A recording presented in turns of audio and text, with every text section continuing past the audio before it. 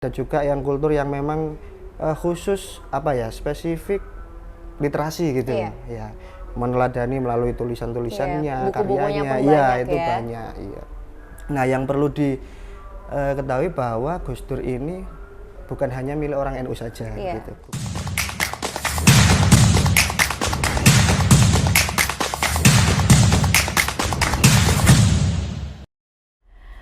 Halo sedulur Jatim, Anda kembali menyaksikan podcast Golkar Jatim Update bersama dengan saya Aulia Mawardika. Dan hari ini pembahasannya cukup menarik. Siapa yang tidak mengenal Gus Dur, Presiden keempat Republik Indonesia, yang walaupun masa menjabatnya tidak sampai 1 tahun begitu, tapi cukup membekas bagi rakyat Indonesia. Hari ini hadir bersama dengan saya di studio, duduk di samping saya, beliau adalah Mazen. Mazen ini seorang Gus Durian. Ini saya juga sebenarnya baru pertama kali dengar begitu. Gus Durian itu artinya apa, Mas? Gus Durian itu pecinta Gus Dur. Pecinta Jadi Gus Dur. semacam komunitas di situ di dalamnya pecinta, pengagum, pengikut nilai-nilai lah. Iya, nilai-nilai yang dibawa oleh dibawa Gus Dur. Ditanamkan oleh teman-teman Iya, gitu betul. ya. Gus Durian ini berarti komunitas yang ada di berbagai wilayah gitu ya, Mas ya? Ada di seluruh Indonesia sekitar 120-an, kemudian ada 6 negara. 120 ini bukan orangnya kan, tapi jumlah Komunitasnya, komunitasnya. betul. Komunitasnya. Kalau Mas Zen sendiri aktif di Jawa Timur. Di Jawa Timur, Iya, Gus Durian sebagai Jawa Timur. Agendanya ngapain aja gitu, Mas? Kegiatannya teman-teman Gus Durian ini? Agendanya sih banyak sih sebenarnya, Mbak ya. Karena begini, Gus Durian ini kan berbicara nilai, berbicara kultur, dan kita berbicara etika yang sangat ketat, bahwa Gus Durian ini tidak berpolitik praktis, tetapi murni kepada kultur dan grassroots, membawa nilai-nilai Gus Dur. Tapi tidak mengarah ke arah partai tertentu mungkin yang pernah dinaungi Gus Dur, tidak ya? Tidak. Itu saja sih agendanya. Jadi kegiatannya selebihnya ya banyak hal yang meneladani lah kira-kira. Kumpul-kumpul, sharing-sharing. Bahkan juga kita mengadvokasi lah ya. Dari isu-isu yang memang dirasa itu tidak adil kepada rakyat. Misalkan di Mojokerto itu ada penolakan makam gitu kan dari agama lain, itu kita advokasi. Kemudian di Jombang kemarin kasus pondok pesantren. Nah, itu salah satu isu-isu yang kita. Yang di Jombang itu pondok pesantren yang ini ya, MSAT itu ya? Betul. Oh iya, oke. Teman-teman juga. Baik, gini, karena kita juga tahu ya kalau memang Gus Dur itu banyak membawa perubahan di Indonesia walaupun masa jabatannya hanya sebentar. Artinya ketika masa-masa Gus Dur kita juga merasakan bahwa Indonesia itu sangat menjunjung tinggi toleransi, itu yang pertama ya, yang itu akhirnya juga diterapkan oleh teman-teman Gus Durian. Sampai tadi sempat dengar bahwa ada advokasi juga yang dilakukan ya, Mas ya. Oke, baik, Mas. Apa yang membuat sampai akhirnya, kalau Mas Zen pribadi gitu ya, apa yang membuat Mas Zen pribadi sampai akhirnya mengagumi sosok Gus Dur, dan apa ya, kan ibaratnya kalau sudah bergabung dengan Gus Durian tuh kayak sudah mengkitbahkan dirinya untuk Gus Dur begitu, gimana nih Mas? Jadi begini, sebenarnya ini sebuah konsensus ya, artinya berawal dari Gus Durian berdiri itu kan banyak muncul-muncul ya ketika Gus Dur ini meninggal, wafat beliau pergi ya. Itu banyak komunitas-komunitas yang muncul di berbagai daerah gitu ya, soal pengikut, kemudian santri, atau ada yang mengagumi. Nah itu kemudian dimobilisasi oleh teman-teman yang sekarang itu namanya Seknas Jaringan Gus Durian, dan itu langsung dibawahi oleh Mbak Alisa. Jadi Mbak Alisa ini putri pertamanya Gus Dur. Oh teman-teman ini ternyata gini ya gaungnya, sehingga kemudian dibentuklah yang namanya kita jaringan itu. Jaringan ini ya. Nah kenapa Gus Dur? Karena Gus Dur ini begini, Mbak. Kalau kemudian kita berbicara NU ya, berbicara orang Nahdien, mungkin memahaminya adalah Gus Dur ini seorang kiai. Betul. Gus Dur ini seorang wali, begitu kan. Tetapi bagi kita ada yang lebih dari itu, bahwa Gus Dur ini dipandang dari sisi ulama, dari sisi budayawan, dari sisi politisi, dari sisi manapun. Nah, di setiap sisi itu banyak nilai-nilai yang kemudian kita teladani hari ini ya, kita maknai tulisan-tulisannya, karya-karya beliau, bahkan apa yang dilakukan beliau saat hidup dulu. Saat semasa hidupnya ya. Banyak kan seperti aliran-aliran yang dianggap sesat saat itu yang kemudian diakui. Tidak hanya bukan diakui ya, tetapi ditemani oleh Gus Dur, bahwa kita berbicara hak konstitusi dan hak hidup orang-orang ini begitu. Oke, baik. Umur berapa sih Mas mulai tertarik untuk mengenal Gus Dur lebih jauh? Kalau saya sendiri di Gus Durian itu sekitar tahun 2014. 2014 ya. Tetapi udah hampir ini ya, udah hampir sekitar 8 tahunan ya. Iya, tetapi Gus Durian sendiri itu yang banyak teman-teman yang di daerah itu 2010 itu sudah deklarasi di berbagai daerah. Sudah berdiri ya. Sudah berdiri. Gitu. Itu tiap bulan ada kegiatan-kegiatan gitu ya? Iya, ada tiap. Biasanya sih teman-teman itu kajian ya, tapi tergantung ya. Kalau kita ranah metropolis biasanya memang advokasi ya, seperti ya ada beberapa hal oknum yang kemudian bermain di ranah apa namanya peribadatan, entah itu perizinan rumah ibadah, entah itu pembakaran, entah itu penolakan beribadah, banyak hal ya. Kemudian ada juga yang kultur yang memang khusus apa ya, spesifik literasi gitu ya. Meneladani melalui tulisan-tulisannya, karyanya, itu banyak. Iya. Nah, yang perlu diketahui bahwa Gus Dur ini bukan hanya milik orang NU saja, gitu. Bukan hanya milik orang Islam saja. Seperti saya sendiri ini dari Sidoarjo, itu sekretariat kami juga di gereja, gitu. Deklarasi kami juga saat itu di gereja. Yang waktu itu Gus Solah sendiri, almarhum adiknya Gus Dur yang hadir. Nah, bahwa artinya semuanya ini, lintas agama, lintas suku, lintas ras itu juga memiliki bahwa Gus Dur ini ya wekku, Gus Dur ini juga punya kami semua. Punya masyarakat itu, Indonesia. Punya masyarakat Indonesia begitu. Oke, baik.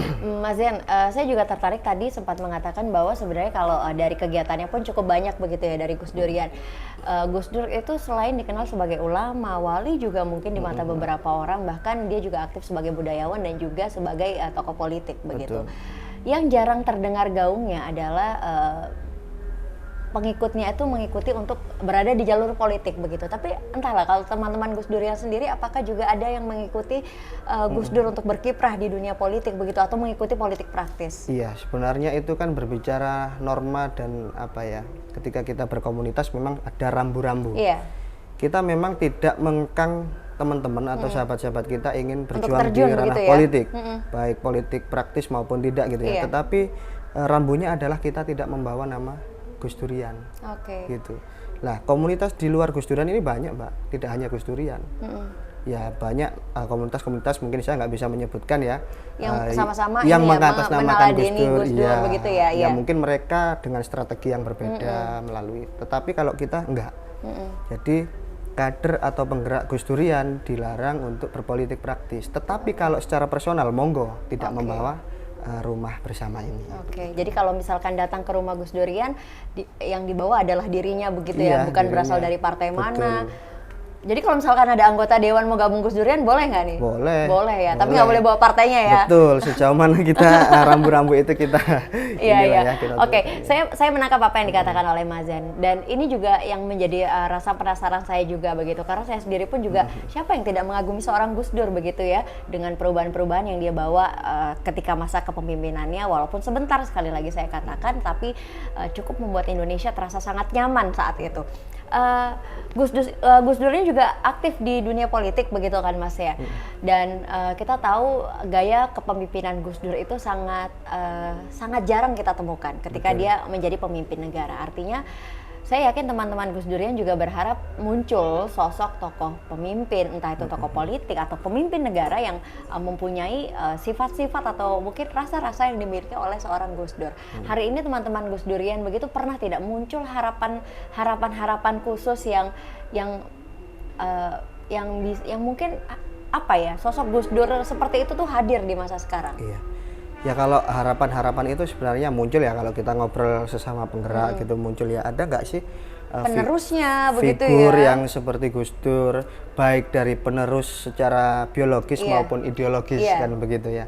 Cuma memang karena kita sudah dalam komitmen bersama ya, sehingga kadang berpikir seperti itu sangat minim gitu Mbak. Ya, seperti misalkan begini, mungkin kalau arahnya Mbak Aulia begini, ada nggak ya penerus Gus Dur dari keluarga gitu kan? Karena kan kalau keluarga kita bicara soal kepemimpinan pondok pesantren dan lain-lain itu kita tutup mata lah. Memang Gus Dur ada di sana begitu. Tapi yang hilang dari kita adalah tokoh politik yang mempunyai rasa seperti Gus Dur begitu. Harapannya seperti itu Mas. Apakah teman-teman Gus Durian pernah kepikiran ke arah sana gitu? Pernah sih, tapi walaupun sampai saat ini saya kira ya kalau secara subjektif belum ada sih belum orang ada yang ya? seperti Gus Dur, belum ada. Ya walaupun idealnya kita ya ingin gitu kan. Bahkan di beberapa daerah yang terlalu mungkin bisa dikatakan fanatik ya. Ya Gus Dur ini presiden dunia akhirat sudah, selamanya Gus Dur itu juga masih ada begitu. Iya. Karena apa? Karena memang belum ada hari ini yang bagi saya ya, bagi saya dan teman-teman mungkin sosok yang betul-betul seperti Gus Dur ini belum ada. Betul. Belum ada. Kita merasanya belum ada. Belum ada yang bisa menggantikan. Justru kalau kemudian kita berbicara apakah keluarganya, justru yang menguatkan kita untuk konsisten dan komitmen ini adalah Mbak Alisa. Di ranah-ranah kultur grassroots, sejauh mana kita bermanfaat kepada orang masyarakat. lain, ya. Iya, karena Gus Durian itu kan begini, Mbak. Gus Durian ini istilahnya tukang jahit. Betul. Tukang jahit. Ya kita menjahit segala sesuatu, segala elemen apapun lah ya, baik kelompok maupun individu. Karena yang di dalam Gus Durian itu tidak hanya kelompok-kelompok, tapi juga individu-individu yang baik itu sahabatnya Gus Dur atau orang yang pernah dibela Gus Dur atau macam-macam, begitu. Sehingga kita menguatkan bahwa ya sudah ini Gus Durian ini memang berbicara nilai memang. Iya. Gitu. Oke, ya memang kalau bicara soal politik memang biasanya itu pasti bicara juga soal biologis begitu ya, pasti akan turun ke anak-anaknya atau ke anaknya, entah itu saudaranya atau siapa begitu. Tapi hari ini kita melihat Gus Dur, ada Mbak Alisa, ada Mbak Yeni juga, keduanya tidak terlalu aktif berpolitik ya, keduanya tidak terlalu aktif berpolitik dan kalau bicara soal partai juga, partai yang membesarkan Gus Dur juga hari ini sepertinya mulai hilang ke Gus Durannya begitu ya. Merasakan itu tidak sih Mas? Ya merasakan itulah. Merasakan itu karena memang sudah banyak. Ya kita berbicara histori ya yang tidak bisa dihilangkan karena jejak digital juga masih sangat melekat ya. Bagaimana, masyarakat pun bisa membaca saat ini. Betul, bagaimana kelompok tertentu atau orang-orang yang dulu memang yang menggaungkan atau pelengseran saat itu ya. Gus Dur gitu loh, kok malah Gus Dur sekarang dilengserkan saat itu. Itu selalu jadi refleksi kita bersama. Sehingga bahwa ya siap nggak kalau kita di politik, pertanyaannya kan begitu. Sekalipun kita kader Gus Durian, siap nggak? Ya untuk membantu orang kan pintunya tidak hanya melalui politik. Betul, ya Mas ya, bisa dari mana saja. Tapi teman-teman Gus Durian sebagai seseorang ya, orang-orang yang mengagumi Gus Dur, mengagumi nilai-nilai yang dibawa oleh Gus Dur begitu, dengan sekali lagi jejak digital masih ada Mas ya. Kita semua juga masih bisa membaca bagaimana saat itu proses Gus Dur sampai akhirnya dilengserkan. Sampai hari ini kalau boleh bicara jujur begitu Mas, sakit hati itu masih ada? Masih sih, walaupun walaupun kita tidak pernah dekat sekali dengan Gus Dur sosok langsung, tapi bahwa merasakan itu. Jadi bahwa bagaimana Gus Dur itu dilengserkan begitu kejihnya menurut kami ya, dan ketulusan Gus Dur. Kalau memang Gus Dur waktu itu berbicara ya sudah perang, sudah selesai negara ini. Gitu. Sekali lagi sosok Gus Dur bukan yang seperti itu. Betul, bahwa di atas ada yang lebih penting dari politik adalah kemanusiaan. Inilah yang selalu kita bawa. Oke. Azan sudah terdengar, artinya podcast ini juga harus sudah selesai. Baik, Mas Zen, terima kasih banyak sudah berdiskusi bersama dengan saya. Saya ini ya merasa terhormat sekali karena bisa berbincang langsung bersama seorang Gus Durian. Memang saya tidak pernah bertemu langsung dengan sosok Gus Dur itu seperti apa, tapi sekali lagi di masa kepemimpinannya yang dalam waktu yang tidak terlalu lama, Indonesia saat itu terasa sangat nyaman. Semua agama itu sangat sangat dihargai saat itu ya. Banyak beberapa aliran agama yang pada akhirnya bisa tercantum agamanya begitu di KTP, kalau bukan ketika masa Gus Dur. Terima kasih banyak Mas. Saya Aulia Mawardika pamit undur diri. Terima kasih banyak. Wassalamualaikum warahmatullahi wabarakatuh.